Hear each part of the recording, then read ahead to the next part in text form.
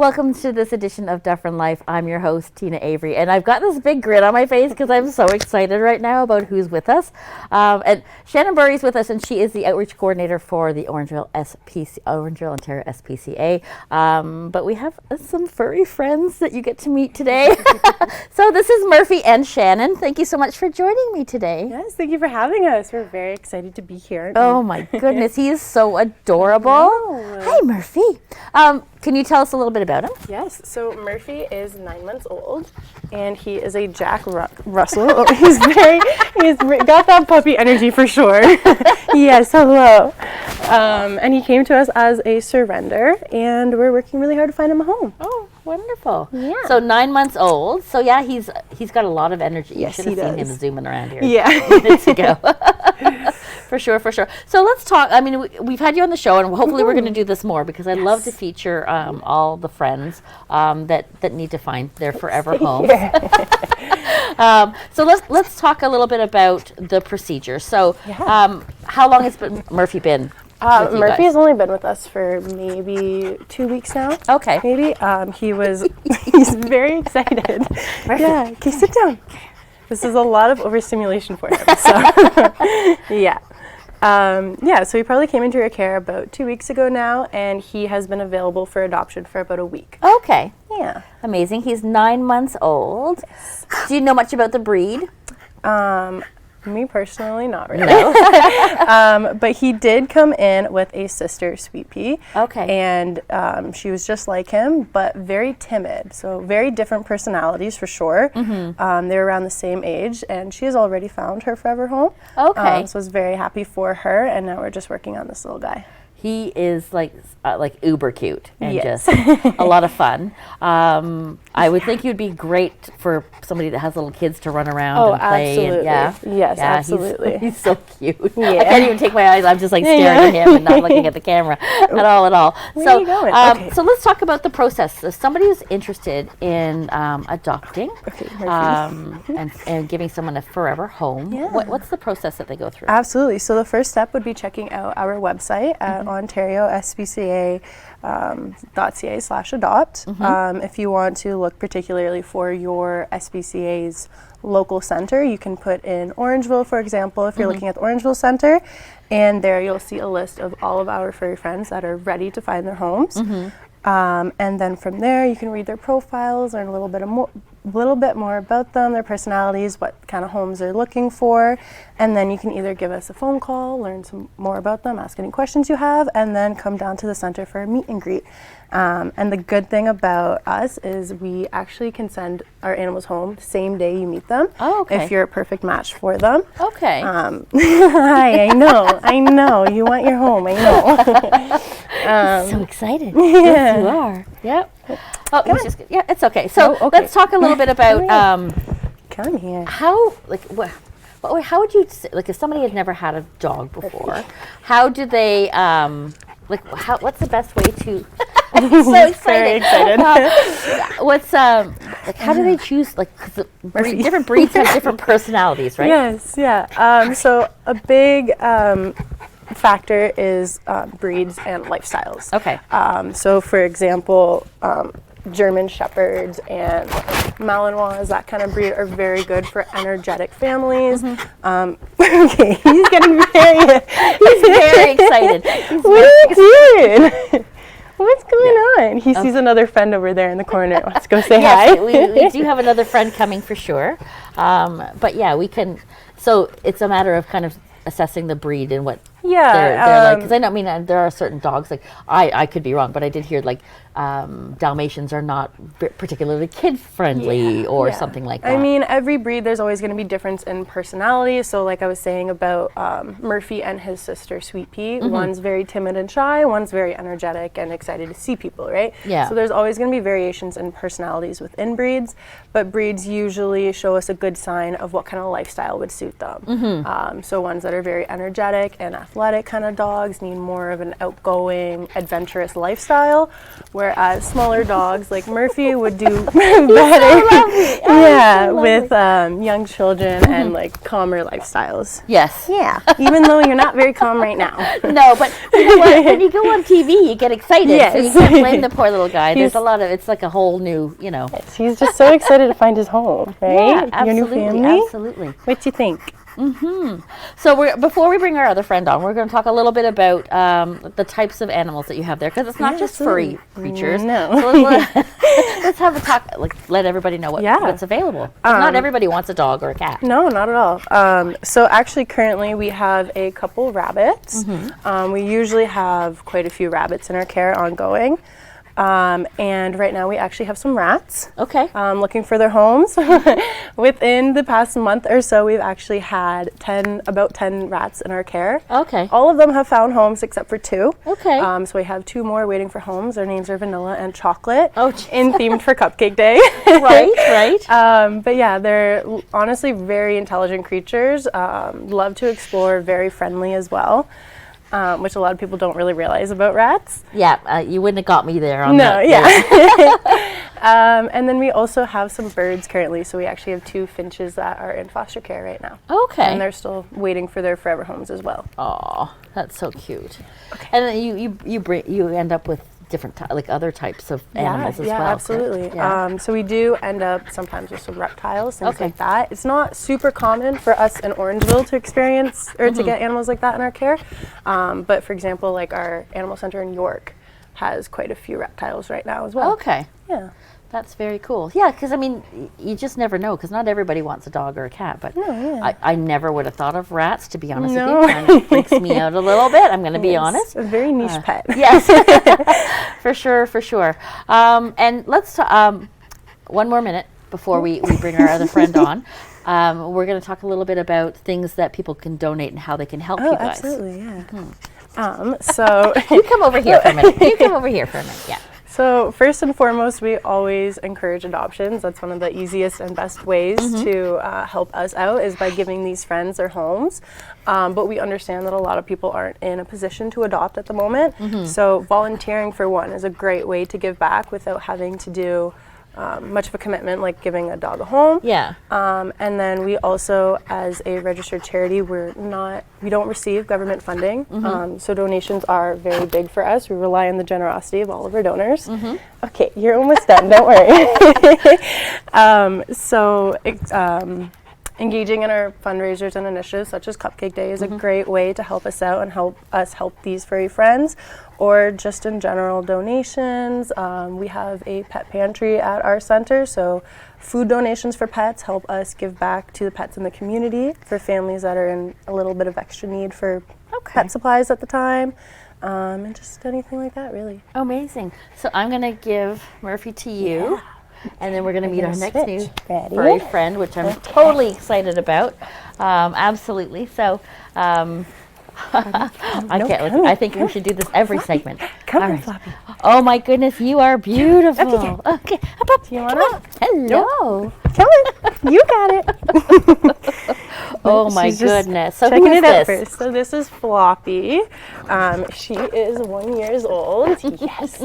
And she actually is a transfer from one of our northern community partners. Okay. So whenever we get the chance, we do. Oh, she found the treats. Okay, here.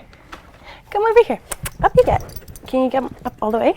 Come on. Good job. Good girl. Oh, she's so soft and so gorgeous. beautiful. And how old is she? So she's 1 year. Okay. And yeah, so we do. We have she's getting very excited.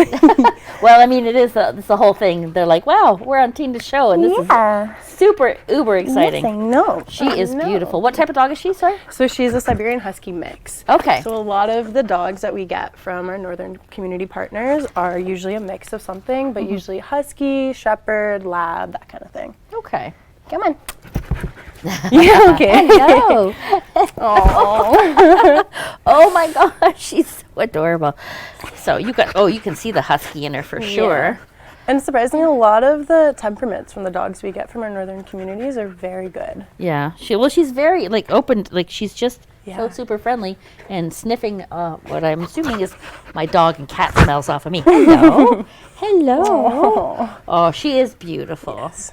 She would She be a is. perfect addition to many families looking for a dog. Yeah, I mean, the husky side of her probably she enjoys being outside too. Yes, yeah, probably. Yeah. Look at she's just so cute. You should come get her now. If you're thinking about it. Oh, this is probably her full size now if she's a year? Or a little bit bigger she might maybe? grow a little bit more, depending what kind of mix she has in her. But I wouldn't think she would get too much bigger than this. Yeah. No. Yeah, because I mean she's got a good size Yeah. paws. For sure. But I don't think you're going to get too much bigger. We could just sit here and pet her while everybody watches. Yeah, we're both like just enamored with her for sure. Yes, she's gorgeous. She is beautiful. So when you get transfers in, like you said, like that's just they don't have enough room for the pups, or they figure they can find better homes in different locations. So the thing with our northern partners is the communities up there, they have a bit of an overpopulation for animals right now, dogs specifically. And unfortunately, there's not enough families up there. It's okay. You can. To be able to provide homes for all the dogs. Like there's not enough families looking to adopt because there's not that many compared to down here. So we work with our partners up there and bring these dogs to different areas in the province where there's families looking to adopt. Okay. So for example, here in Orangeville, so we had 6 northern dogs come down this past Friday. Okay. And 4 of them have already found homes. Wow. Yes. That's it's amazing. It's an incredible impact that it can have by bringing these dogs down here rather than having them try and find homes up in our northern communities. So we do our best to help them find homes. You are I can't even concentrate on what I'm saying. She's just so cute. She's just so cute. I would take you if I didn't already have a nice big dog. Yes, Right? I would. Her eyes are beautiful. Yeah. Yes. It's that husky in you too. So let's so we talked a little bit about how people can adopt. And we've got just about a minute left or a little bit more. Helen, I know. Let's talk a little bit about, I mean, there's costs involved for when the animals come in, sometimes they need care right immediately. Absolutely. Let's talk a little bit about how that works and the costs involved in adopting. So every animal is different. When they come into our care from the very beginning, we do medical checkups, healthcare routines, things like that to make sure they're okay and they don't need any additional treatments or anything like that. We also consider behavioral assessments as well. And then every animal that does go home will come spay or neutered, microchipped, vaccinated, and with a bag of food from Royal Canin to help with the process and reduce cost for... I got it! Where are you going? What did you see? So there's definitely, I mean, they're well taken care of and checked out prior to, but I encourage everyone to go online, see who's available. You've met 2 of them that are available right now, and both are equally adorable. But yeah, so I She's ready to go. She's ready to go now. She doesn't want to do the show anymore. This is a wrap for sure. But I want to thank you, Shannon, so much for bringing them on, and I appreciate it because I know they're very they're very hyper and ready to go. But thank you so much for joining us. Thank you for having us. We're very happy to be here. It was truly my pleasure. Come back again and bring some more please. furry little creatures for me to pet and love. And don't you go anywhere. We'll be right back.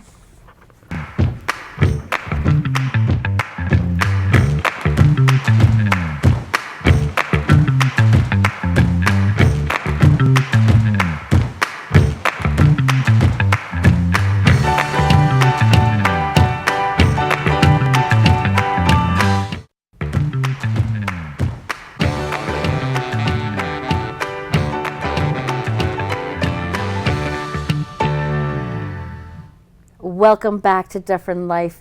Thank you so much for staying with us. And if you're tuning in just now, you're tuning in, as always, at a wonderful time.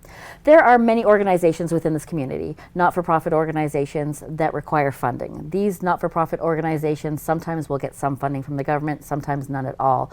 And you know very well that I bring a lot of these groups onto the show to create awareness, to help support their needs because they provide vital services and to our community here in Dufferin County.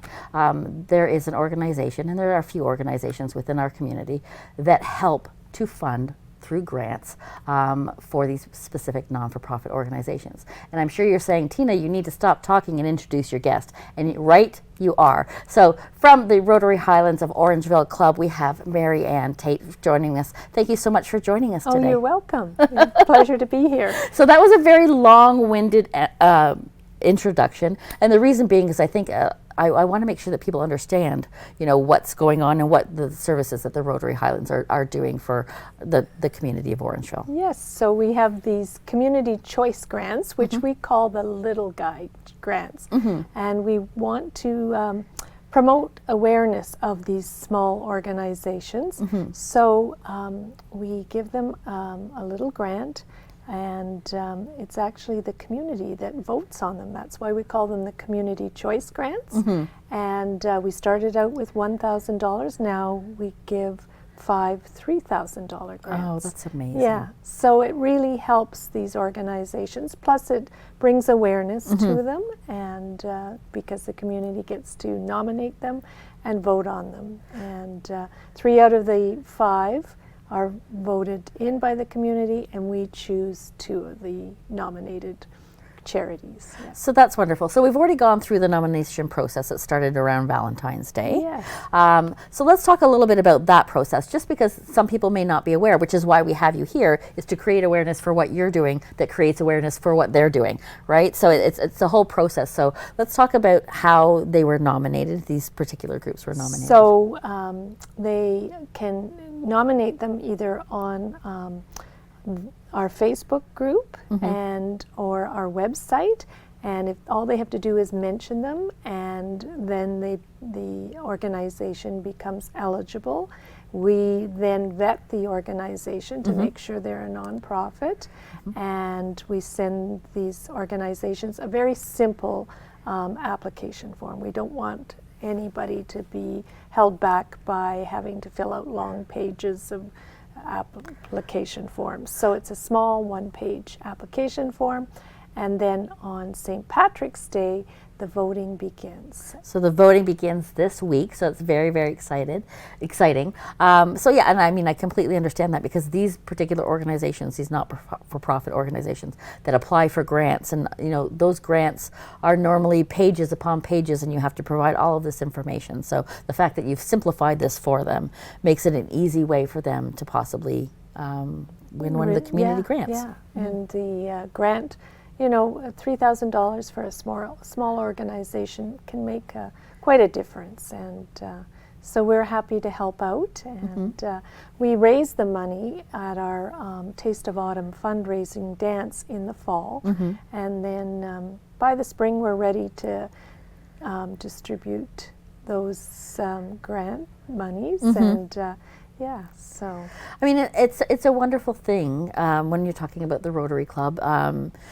The amount of work that all of these volunteers put in to raise money that's kept within the community. Yes, yeah.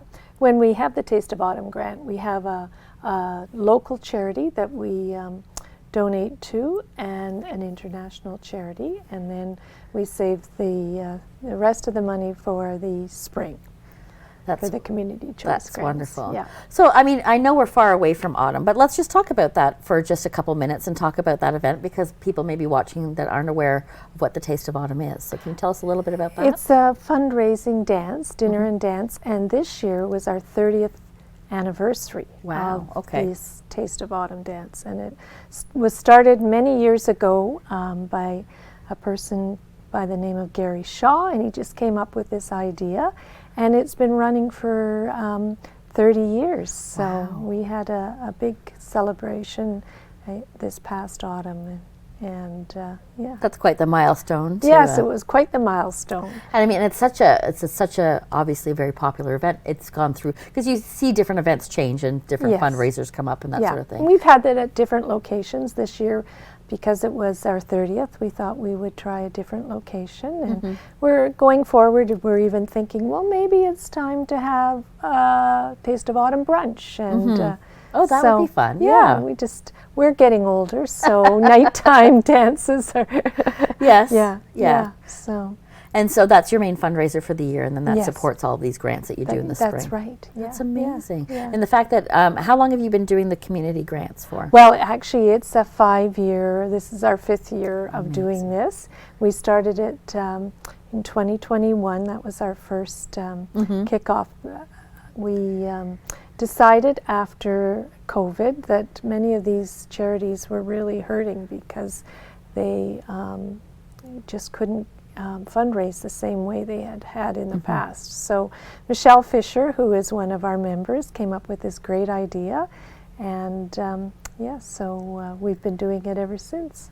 That is amazing. So let's talk about some of the people who've won the grants in the past. Okay, so I had to go back to all my notes because we've helped so many. I think the very first year we had the Alzheimer's Association here in Dufferin County, Fiddlehead Care Farm, the Ontario SPCA, and Streams Hub. And but over the years we've had Celebrate Your Awesome, Headwaters Healthcare Foundation, Dufferin Parent and Support Network, Dufferin Arts Council, Orangeville Horticulture, the Joshua Project, Branching Out Support Services, Dufferin County Multicultural Foundation, the Diabetes Canada DCAMP, and the Aquil Choir and Active Livings After School.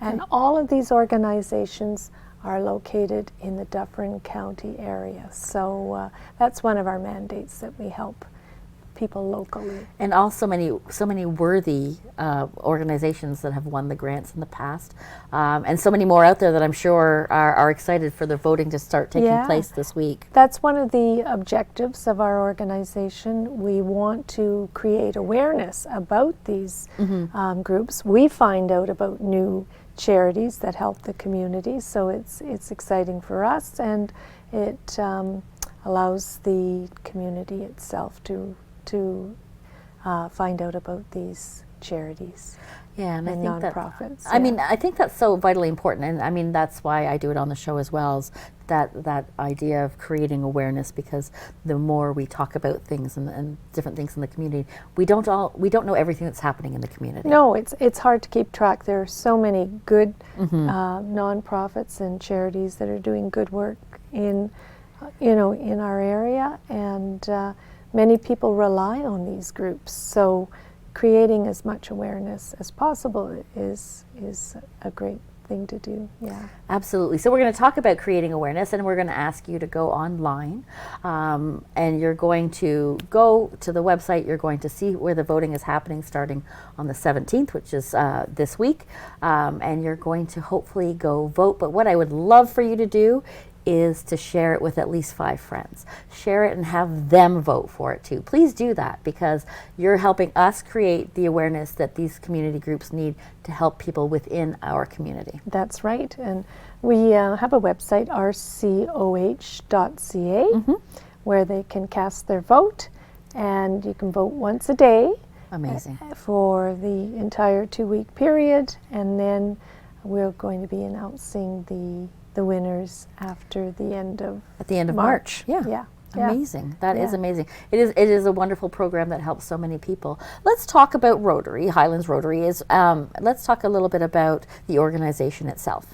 Okay, well, we're a very small club. We are a breakfast club, and we are quite excited that our one of our members is going to be the district governor of our very large districts. Amazing. District 7080 runs from Shelburne all the way down to Burlington and west to Tilsonburg. So it's a large organization. It goes east to Bolton, and we have in the area of 45 Rotary clubs. So one of our members is going to be the district governor next year. That's So we're very excited that Suzanne Zabinden will be the district governor. Well, that's amazing. And Michelle Fisher is our next year's president, and the current president is Len Meyer. He took on the job for 2 years. So, yes. So if somebody, we've just got a little less than a couple minutes, or a minute or so left. So if somebody wanted to become a member, what would they do? So reach out to us at our website, rcoh.ca, and just let us know you'd like to join us. We're always looking for new members, people that will help us with, who enjoy doing good in the community. Rotary, their main international project was the goal to eradicate polio. So that's our international project, but we also like to do good work in the community. Absolutely. There is a certain beautiful satisfaction to volunteering and giving back to the community. Marianne, I want to thank you so much for joining me today. Welcome, very welcome. Yeah. Well, and you'll have to come back and tell us who the winners are. Yes, it certainly will be. And thank you for joining us. Until next time, bye-bye for now. So we're still on screen, so I'm just like...